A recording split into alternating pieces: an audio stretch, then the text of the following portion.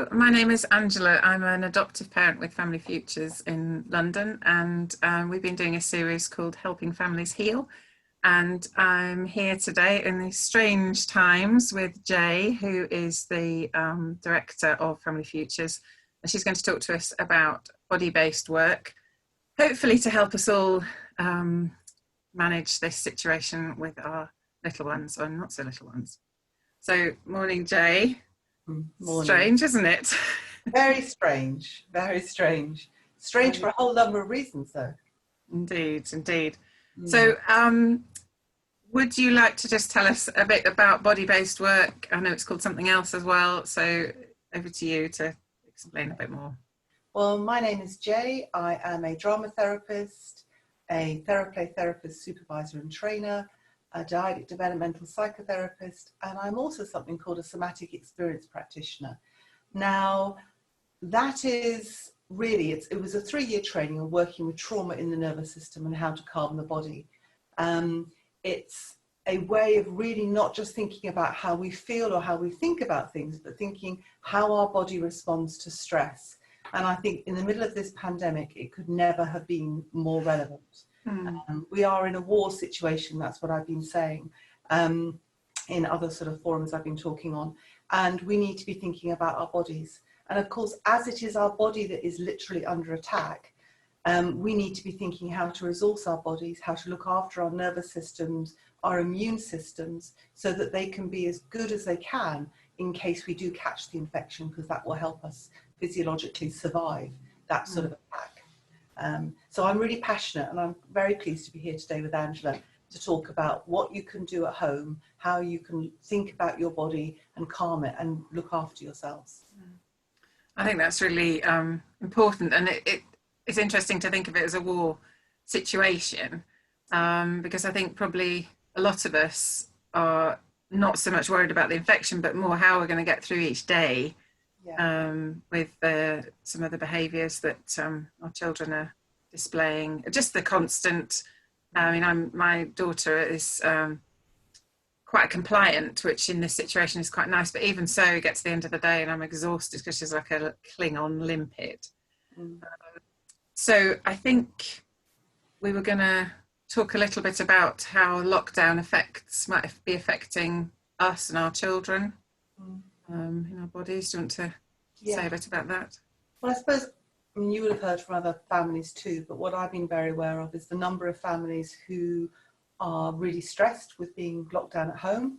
As a single parent, that makes it even more challenging. You don't even have anyone to share this with. You don't have any of your normal family and friends who can pop in to help.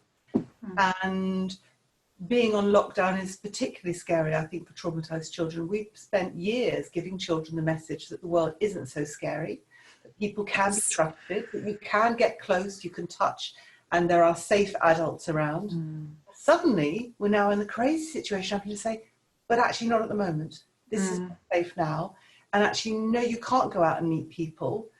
And everyone's then locked down at home, trying to manage this stress, and also trying to manage the stress of the education system saying, and you need to do schoolwork and you need to teach your child because they're going to be so behind. Whereas I think the priority in this middle of this war is thinking about how to resource yourself, how to calm your nervous system, how to engage with your child and enjoy being at home so that you have maximum potential for making this manageable. Some families I've talked to have actually found that not being in school have made things easier. And stress levels have reduced, and they're worried about how they're going to get their child ever back to school. Other families have been having no break, no let up, and the violence has escalated from their children, and their own stress response have escalated because they feel trapped. And being trapped is one of the indicators of how you end up being traumatized. Being trapped in a situation where there's no way out. And that's exactly the situation we're all in now.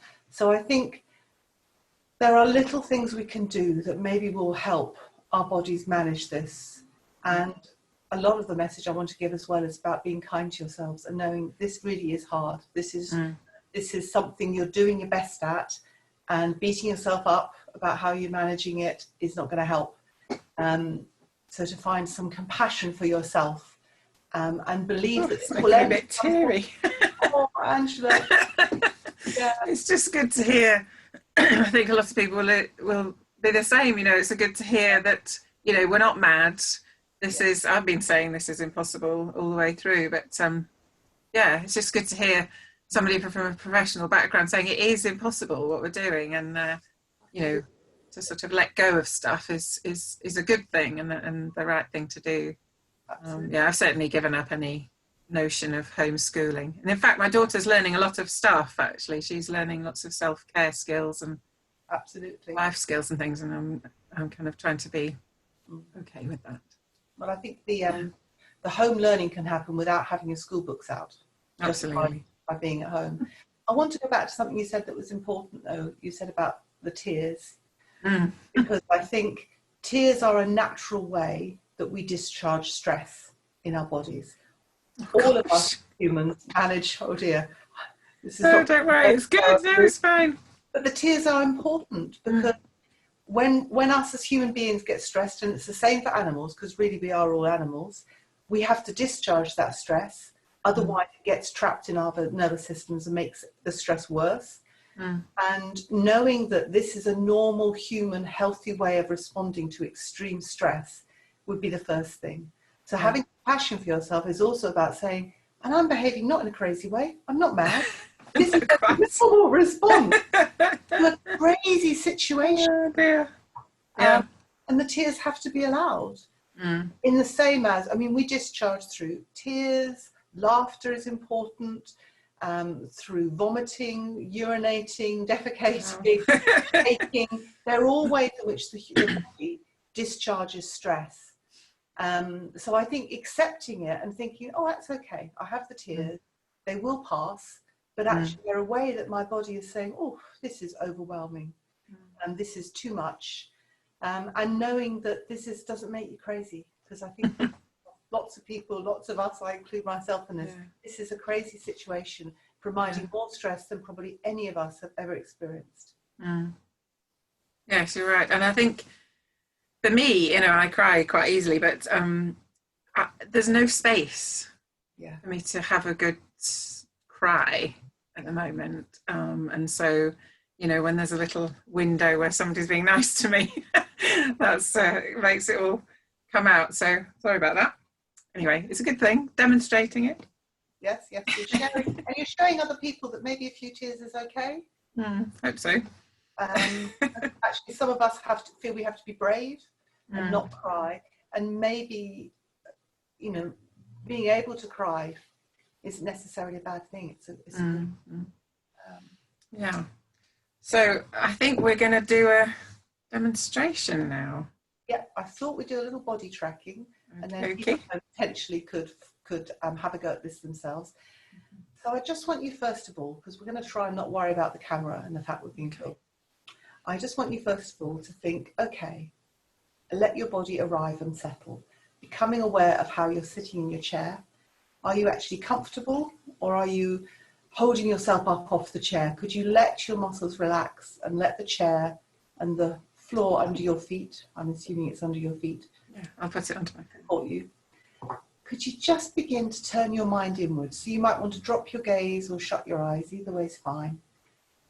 And just begin to think, what's happening internally? You know a bit about what's happening externally. You might hear noises, smell things happening in your house, have a sense of the outside world. But for now, I'm going to ask you to turn your mind inwards. To just take a moment to think, okay, how is the body feeling? What do I notice? Am I allowing myself to be supported by the chair? Can I really let my system settle? And then just to begin tracking, we're going to track from the top of the head down to the tips of the toes. So just to notice your scalp and all the hair follicles on your scalp. And just seeing if you can let the muscles on your head relax and flow down the back of your body. Noticing your forehead and any tension in your forehead. And just seeing if you can allow those muscles relax. Noticing your eyes and seeing if you can let your eyes just rest back in your head and relax. Noticing your jaw and any tension in your jaw, because that's a muscle where we hold a lot of tension. Just seeing if you can open your mouth just a little and let your tongue rest on the bottom of your mouth. And all the time, noticing your breathing, noticing your heart rate, and noticing your skin temperature. Noticing your head and how it's resting on your neck, and seeing if you just need to move it a little to get the balance right and help it settle. Noticing your shoulders, another place we often hold tension. And just seeing if you can let your shoulders relax and settle that bit more. Noticing your arms and where they're resting on your body. And just allowing any tingling or discharge to be there and flow out through your fingertips. Noticing your chest, being aware of your heart and your breathing. And just seeing if you can let your breathing settle lower into your belly. Noticing your back, where it's resting against the chair. And just seeing if you can sense that movement, that vibration in the spine of your breath and your heart beating. Noticing your bottom sitting on the chair. And just checking once more that you're not holding yourself up. You're really allowing the chair to support you. Noticing your legs right the way down to the tips of your toes. Allowing any discharge or tingling sensation to be there.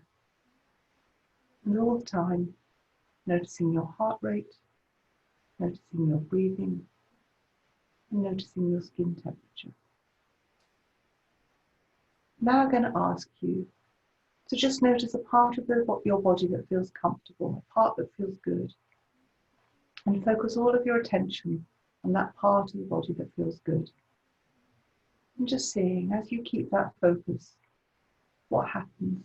Does the sensation shift or change in any way? Can it deepen and spread throughout the body? How's your heart beating? How's your temperature? How's your breathing? Now I'm going to suggest you deepen that resourcing of the nervous system. And you think about a resource, something that you know makes you feel good. A memory of a person, or a place, or an incident, something, some memory that you know for you, if you feel good. And see if you can fill your mind with the memory of that resource. If you think about that person, that place, that event. And what do you notice happens in the body? What shifts or changes, deepens or spreads? Really allowing your whole body to be aware of that resourcing, supporting your body. If you like, you can deepen it further by using some self-touch. You might want to put a hand on your chest or the back of your neck or somewhere that you know needs more support. And just really noticing, if you give yourself some self-touch, what happens to the system? What do you notice? What changes or grows? And all the time, noticing your heart, noticing your breathing, and noticing your skin temperature.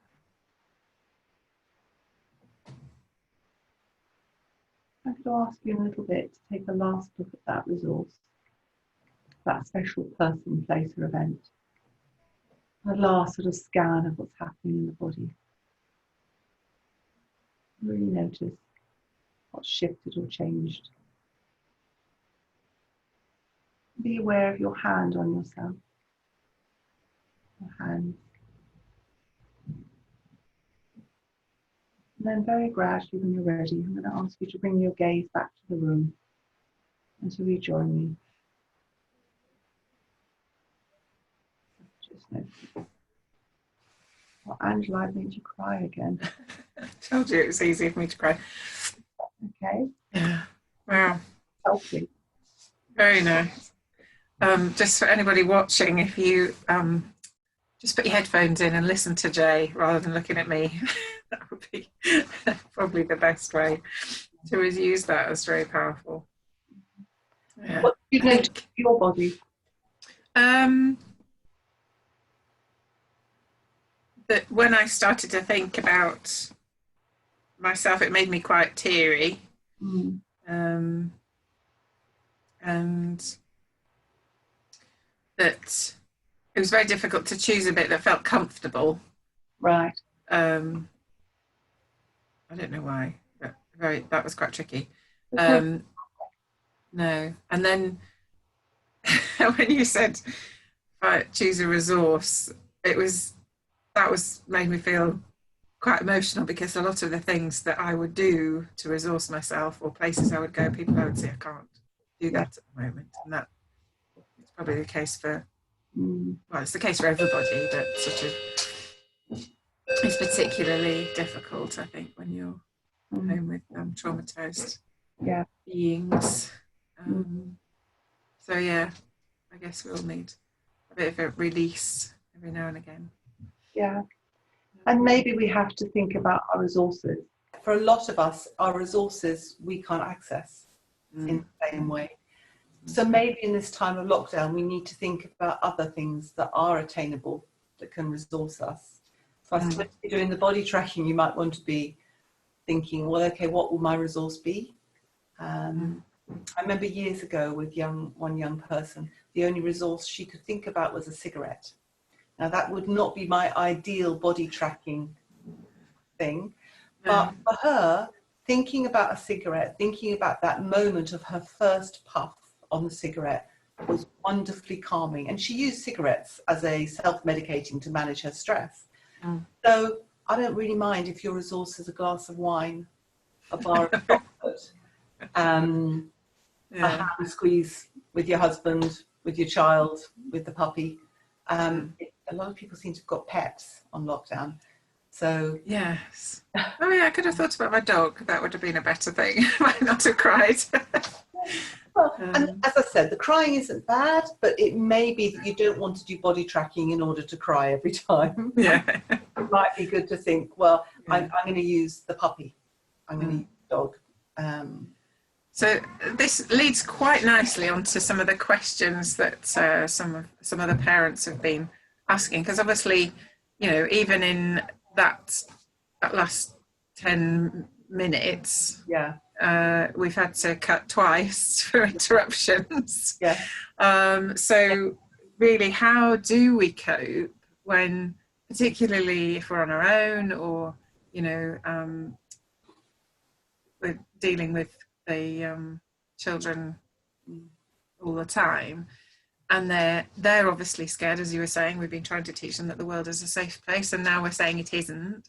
So they're more scared, so more clingy. It's a very unusual situation, and just how do we do this when it seems like we don't get one single second to ourselves from waking up to go to bed? Yeah, absolutely. The first step with any body-based work, my advice would be to think about noticing. You might not be able to do the resourcing. You might not be able to do the walk that you wanted to do because your child won't cooperate, or the game that you planned or the meal that you planned might have all fallen apart and not worked. But Yeah. noticing physically how you respond would be the Yeah. good first step. The other thing would be, I mean, hopefully your child sleeps at some point. I'm sure that isn't the case for everybody, but hopefully for the majority of people, they are having a bit of peace when the child sleeps. And maybe that would be a good time to be just doing 5 minutes of tracking your body. You know, you don't just have to listen to the little example that I gave. There are loads of things online, but to take a bit of time out to do a 5-10 minute, and there's lots of 10-minute little things I've seen of meditation, mindfulness, there's yoga and stretches. Any of those things would be a way of looking after your body. And we want to get to the other side of lockdown in as good a shape as we can be. Me too. And actually, if you start noticing yourself first and then think what you notice about your child and their physiological responses to what's going on, that would be a really good first step. Yeah, that's good. That's really helpful. One parent said that all the things that she likes to do, her child hates. So there's nothing that they can do together that they both enjoy. And I guess, you know, some of this that you've been talking about, the noticing and things, will help, would help in that situation. I guess it's just the frustration of thinking that we'll go and do this nice thing, like you said, and then the child absolutely won't do it. What could you comment on that? I suppose I would be thinking, I'm wondering what the child likes to do.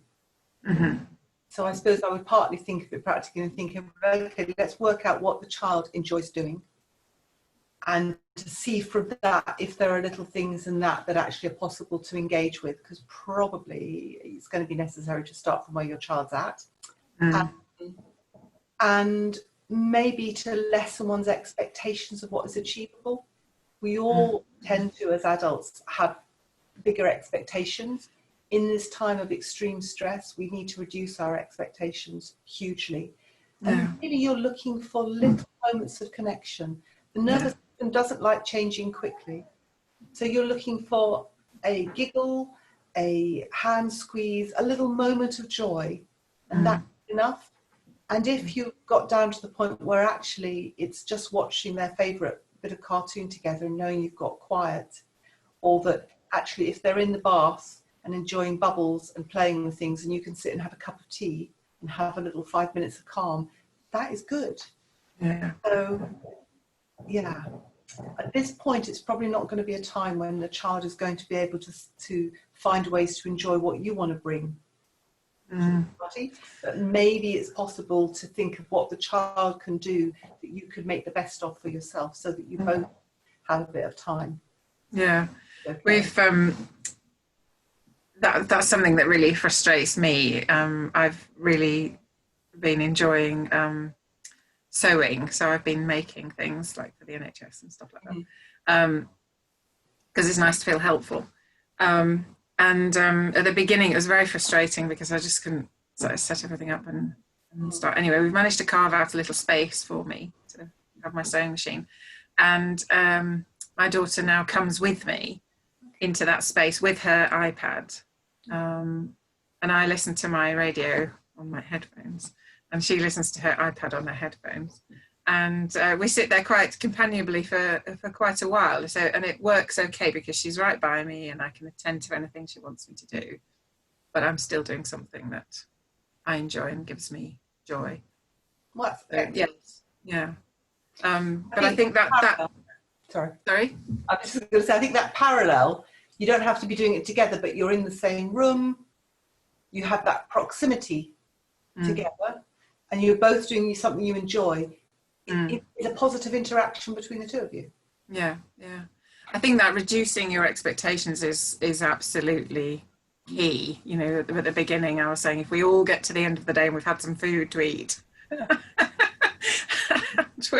you know, in a reasonable, well, not even a reasonable state of mind, but we just get to the end of the day, and everybody's eaten and is relatively clean, then we're winning. That's success. Success, yes, exactly. So there's the next question was about somebody was talking about clenching their jaw a lot, but that's sort of been covered with the body-based experience we just did. But I'm just thinking about when, you know, if you just like, it's so frustrating, the whole, you know, we get to a point where you're just like, what do you do when you kind of, so because sometimes we just suddenly sort of fly into that. Just suddenly it's all too much, and it's like, how can you pull back? And what happens if you completely blow it and you swear and you shout and you know, completely blow it? What do we do? Well, we can't get away from each other. What do we do?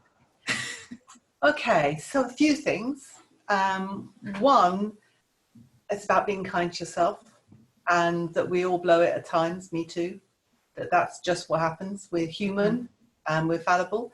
And one of the most helpful things I heard is from a good friend of mine, Margot Sunderland, who has written a lovely parenting book as well, trains.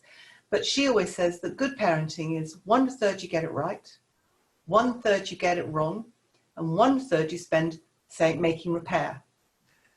So I think that's more achievable, because Yes. most of us as parents lose it at points. And maybe on lockdown, you're going to lose it more. Maybe the thirds on lockdown are not going to be quite thirds, but it's all in the repair, as Dan Hughes would say. And so if you lose it and you get to the end of your tether and you blow up and shout and scream, it's going to happen. That's okay. That's not the end of the world. But it's about, can you go back to your child and say, okay, mummy lost it. She's a bit stressed and upset. I'm sorry. Let's find a better way forward. So I think that's crucial. And I also think the body tracking helps.